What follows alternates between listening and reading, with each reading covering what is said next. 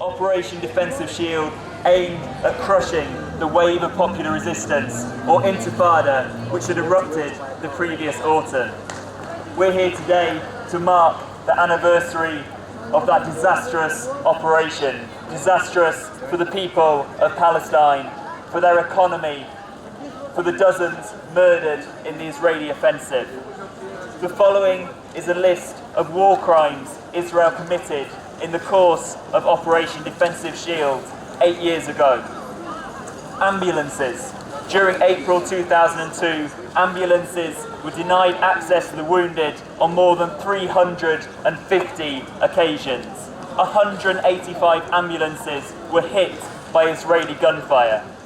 Peter Hansen, director of the UN Relief and Works Agency, said, "I would strongly suggest that when 185 ambulances have been hit, including 75% of UNRWA's ambulances, this is not the result of stray bullets by mistake hitting an ambulance.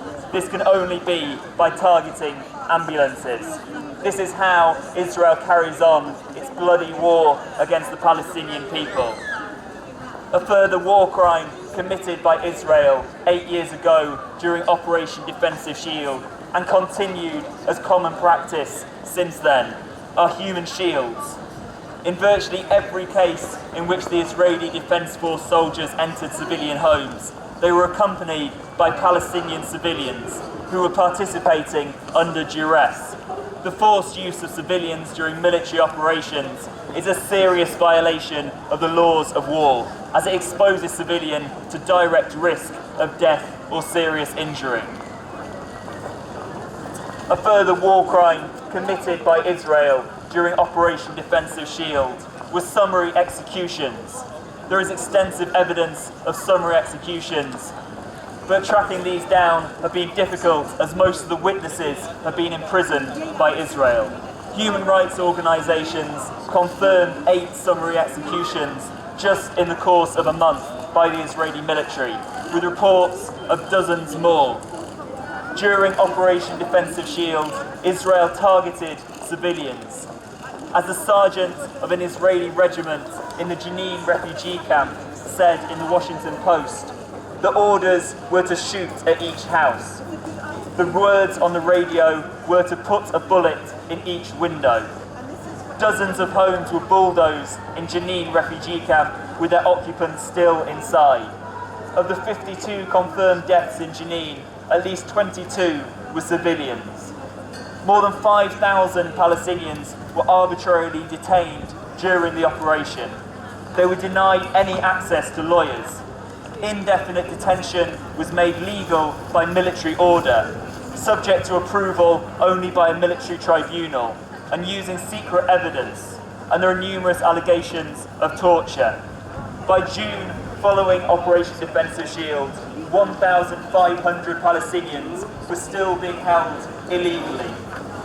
The total loss to the Palestinian economy of Operation Defensive Shield was estimated at $3.2 billion, and this only includes lost income, not the massive destruction of public and private property.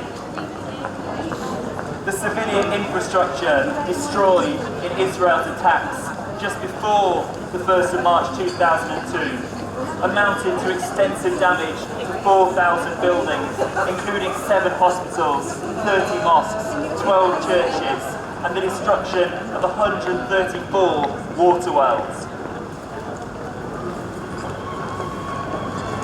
This is the legacy that Israel left in the West Bank after its Operation Defensive Shield, which we are marking the anniversary of today, 8 years later.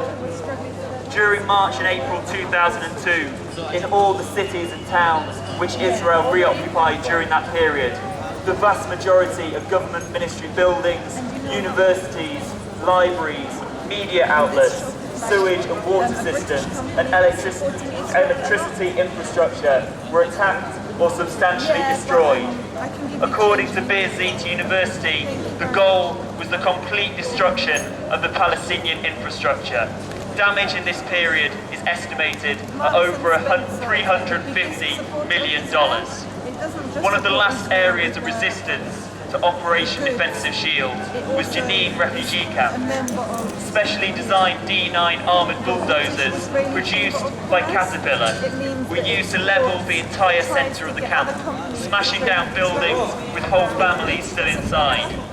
The operator of one of these bulldozers, Moshe Nissim, a seriously disturbed individual put in this role from a reserve unit, describes the horror. The moment I drove the bulldozer into the camp, something switched in my head. I went mad. Do you know how I held out for 75 hours? I didn't get off the bulldozer. I had no problem with fatigue because I drank whiskey all the time. For 3 days, I just destroyed and destroyed the whole area.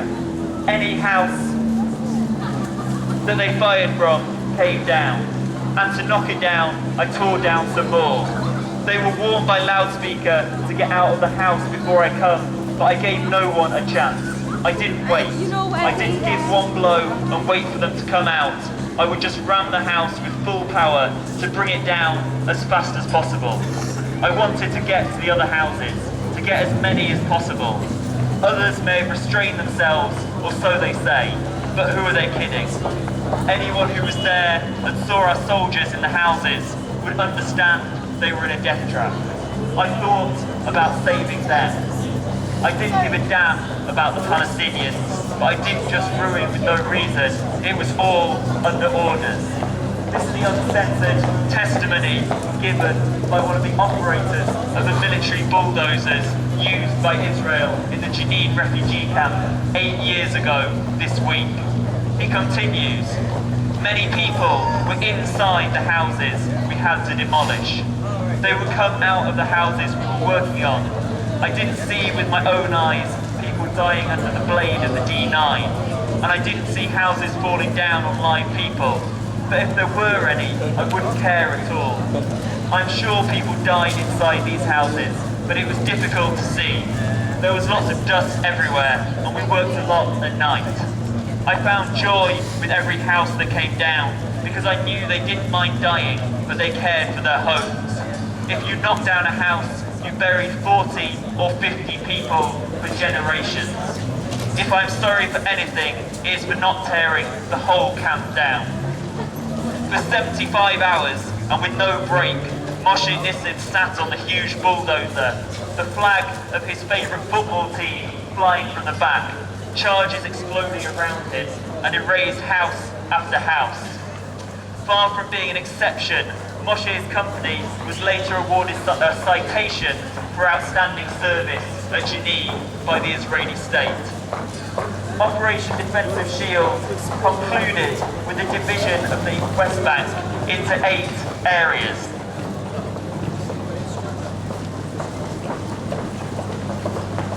Completely separated from one another, around Hebron, Bethlehem, Ramallah, Jericho, Nablus, Jenin, Tulkar and Kalkilia. Conditions were imposed forcing Palestinians who wanted to travel outside of the area in which they lived to get a special permit from the Israeli intelligence unit, Shin Bet. At the time, we wrote, despite racism by imperialism, this will paralyze all aspects of life. Fantastans are too grandiose a title. Detention centres is more fitting, or concentration camps. In the 8 years since Operation Defensive Shield, these restrictions on movement and daily life have not only remained in place, but have been intensified. Israel's military occupation of the West Bank, the checkpoints, arrests and summary executions have continued. The so-called separation barrier, referred to by Palestinians as the apartheid wall, has reinforced the carving up of the West Bank. Non-violent demonstrations against the apartheid wall are met by the Israeli army with tear gas, rubber bullets, and on many occasions, live ammunition. The strategic building of new settlements in the West Bank has accelerated.